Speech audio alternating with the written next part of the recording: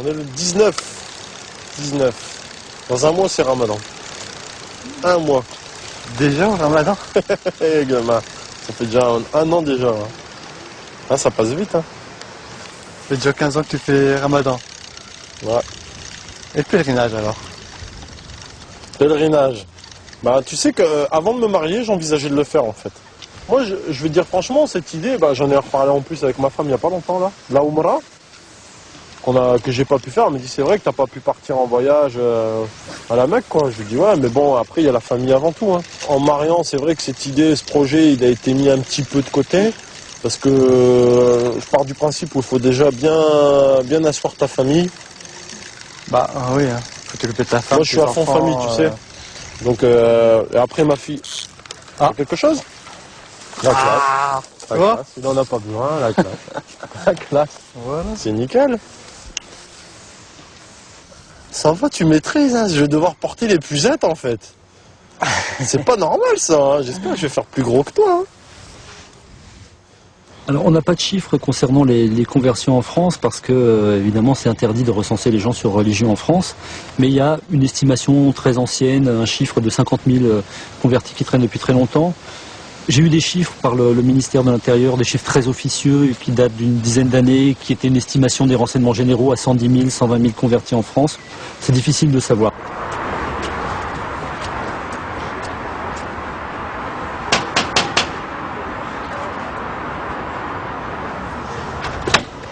Ah Mathieu, Papa. comment vas-tu? Surprise. Ça va? C'est bien d'être venu. Vas-y, un café?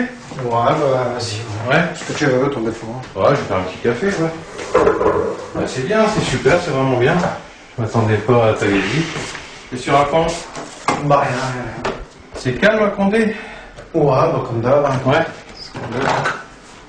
Ouais, oui. Chicorée? Ouais, ce que tu veux, n'importe. T'as des nouvelles de ta sœur sinon?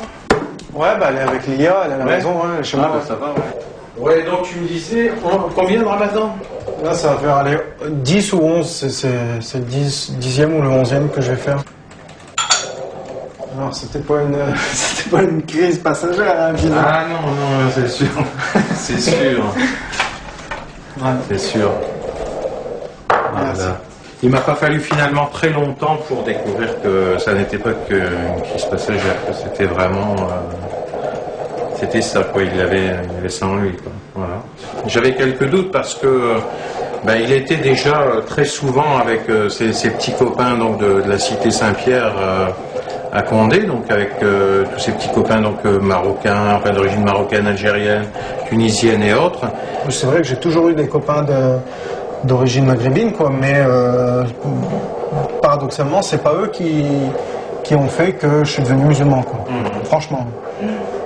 Oui, donc ensuite j'ai effectivement appris de façon officielle qu'il fréquentait la mosquée, ça je l'ai appris, donc bon là je me suis dit ok là c'est bon, là ça y est. Mais bon c'est sûr qu'au début ça secoue, quoi, ça interpelle, c'est le moins qu'on puisse dire.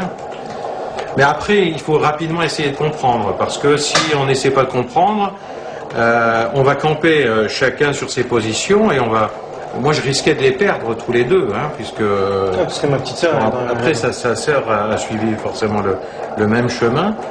Mais donc, si on n'essaie pas de comprendre, on perd ses enfants. Donc, c'était pas le but non plus. Donc, Mathieu m'a carrément même prêté des bouquins, notamment sur la réflexion de certains personnages connus français sur l'islam. Et puis, à partir de là, j'ai effectivement commencé, on va dire... Mon travail de compréhension et d'acceptation. Et puis après, bien finalement, ça s'est très bien passé, jusque, bon, à part quelques petits épisodes où dans son discours, j'avais peur qu'il ait moins de tolérance vis-à-vis des autres, en fait. Ça, je le reconnais, voilà. C'est vrai que je le reconnais. Parce que... C'est ce prosélytisme qui allait parfois un peu trop loin. Mais qui tombe en même temps en pleine crise d'adolescence. Voilà, tu vois ce que je veux dire? Voilà, et là, voilà, dès que je disais une connerie, parce que j'en ai dit des conneries, dès que je disais une connerie, c'était plus Mathieu l'adolescent. C'était Mathieu le musulman, tu vois. Bon, après, sur le principe même de la religion, que Moi, j'ai absolument, on va dire, c'est une mauvaise expression, mais j'ai rien contre, on va dire quoi.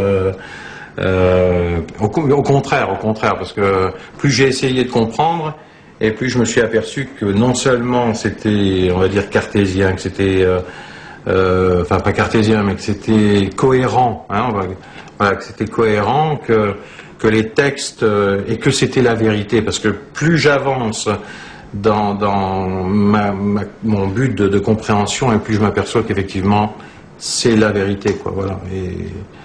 Et bon, pour l'instant, parce que il doit être trop content maintenant, parce que il a réussi, quoi.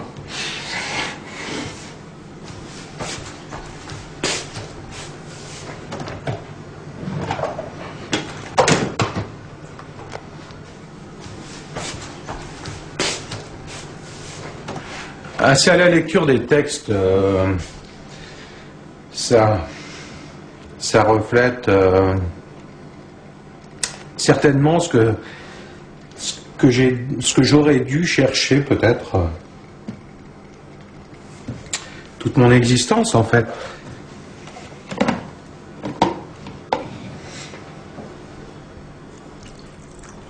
Surtout que je connais son travail dans le milieu dans lequel il évolue, dans un milieu parfois difficile où il y a des jeunes qui sont désœuvrés, qui sont en quête de vérité, de recherche spirituelle, et il a désamorcé parfois des situations plus que ubuesques, plus que difficiles, grâce à la religion, et ça c'est formidable, quoi, voilà.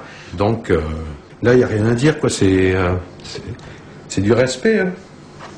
Moi il m'a fallu attendre 53 ans pour... mais bon, il n'est jamais trop tard, hein. Ben ouais, c'est comme ça. Il n'y a rien de tard. Tu veux dire, il est en train de... Non. De me dire, vas-y, lance-toi, mais attention. Non, mais... Mais non, franchement, il est jamais... le dernier jour de ta vie, il est pas tard. Tu vois ce que je veux dire? Ouais. Tu aurais 100 ans et tu te dis, voilà, c'est maintenant. C'est maintenant, tu vois. Il n'est jamais tard.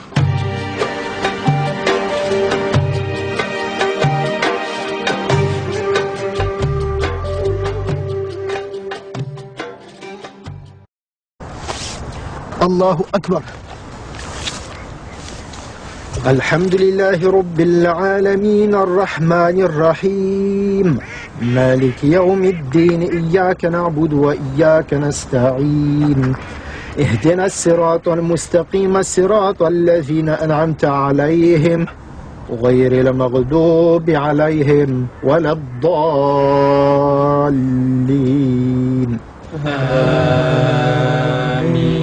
بسم الله الرحمن الرحيم والتين والزيتون وطور سينين وهذا البلد الأمين لقد خلقنا الإنسان في أحسن تقويم ثم رددناه أسفل سافلين إلا الذين آمنوا وعملوا الصالحات فلهم أجر غير ممنون فما يكذبك بعد بالدين